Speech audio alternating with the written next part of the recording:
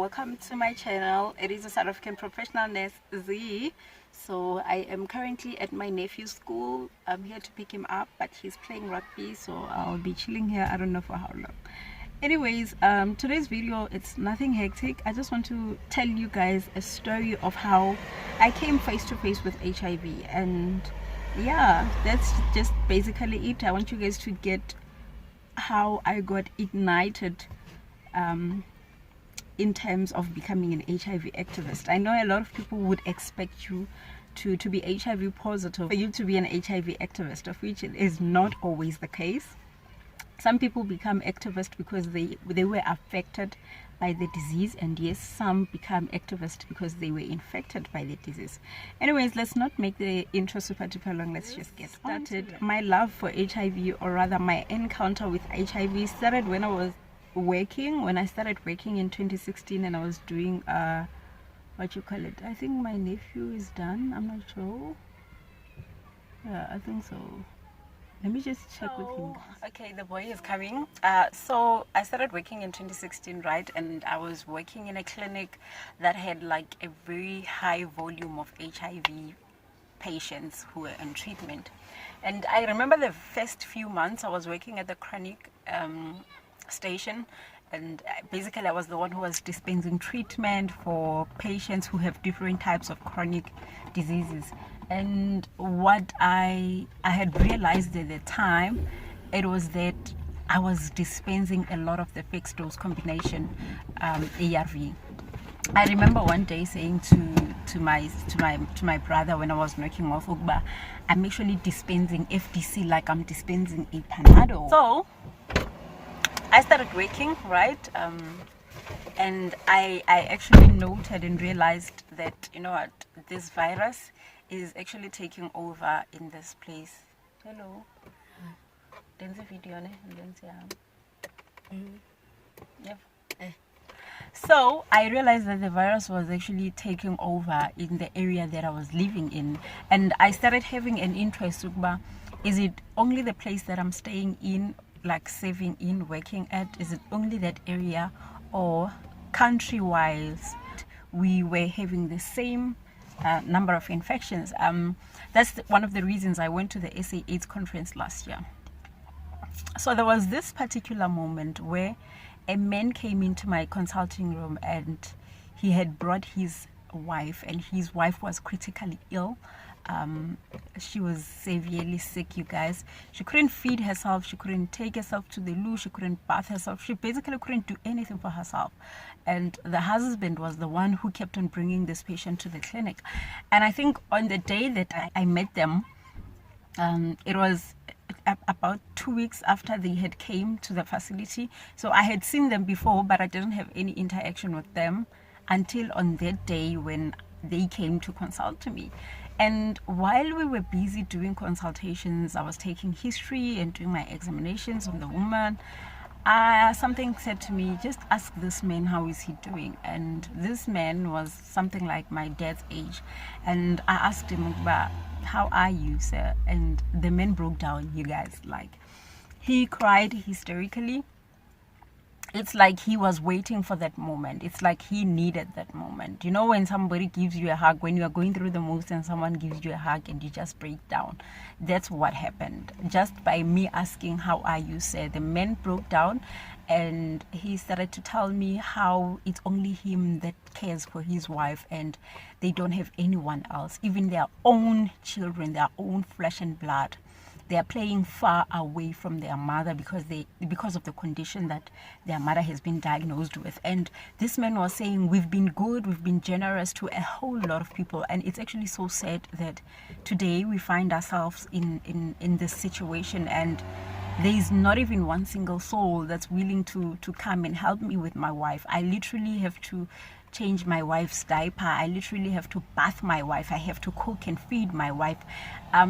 I've even left my job just to come and take care of my wife. And what pains me the most is not the fact that people have left me, but the fact that my wife is not getting any better. I remember at that time he had brought his wife because his wife was having like diarrhea that could not stop. Like, I think the diarrhea was for almost a month.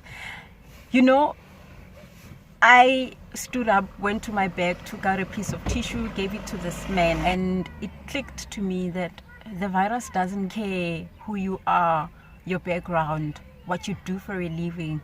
When it comes into your life, it comes to take away the love that you have.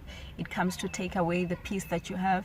It comes to take away the people that you have. It comes to take away your joy or your sense of living. It comes to bring frustration, and it comes to destroy anything good that you might have. And I did what I could for the woman to make sure that the diarrhea stopped and everything else. But some of the management was just beyond my control, and I had to book the wife for our clinic doctor. You know, that incident, I remember when they left my consulting room, I continued seeing my other patients, and the same day at night, I could not sleep. I was thinking, while I'm sleeping in my comfortable bed, where is that man? What is he doing? How is the wife? Is she getting better? And all that.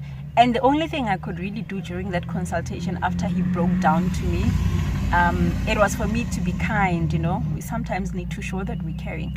And at that particular moment, there was nothing that I could do medically, but the only thing that I could do at that moment, it was for me to be kind to this man, for me to be kind to this woman, and actually do show interest of wanting to find out about what is going on, and reassuring the man as well as the wife, we are going to do our level best to make sure that she gets better. And that's exactly what I did. The following day, they came, or 2 days later, they came to see our clinic doctor. You know, that husband went on and looked for me, because I was not in that consulting room, but he went on and looked for me. He came into my consulting room, and when he opened the door, I could see in his face that he looks lighter, you know. He doesn't look like somebody that feels burdened, you know. Of course, we did have a bit of a counseling session with him in the consulting room when he broke down. And when he came a few days later, he looked lighter. He looked like someone whose wife has gotten better. And he came into the consulting room, and he literally reached for his pocket, and he took out his wallet, and he took out 100 rands. And then I kept on saying, no, say, like, you don't have to pay me. There's nothing that I did for you and your wife that was out of my scope of practice. Everything that I did, it was something that I was expected to do as a nurse. And that man was like, you know what? I don't care what you're saying, but I can never be able to thank you enough for just the words and the comfort that you had given me. I've been to clinics, I've been to doctors, but I don't remember one single doctor or one single nurse asking me, Ugba, how am I doing? You know, he was saying that most of the healthcare providers were more concerned about the patient than him. And of course, it's always the case. We are more concerned of what's happening with this patient. How can we help the patient? How can the patient be better? And that scenario, that encounter that I had with that man, it had made me realize, when it comes to HIV, we don't fight with ARVs. You fight HIV holistically, you fight it spiritually, you fight it emotionally, you fight it psychologically.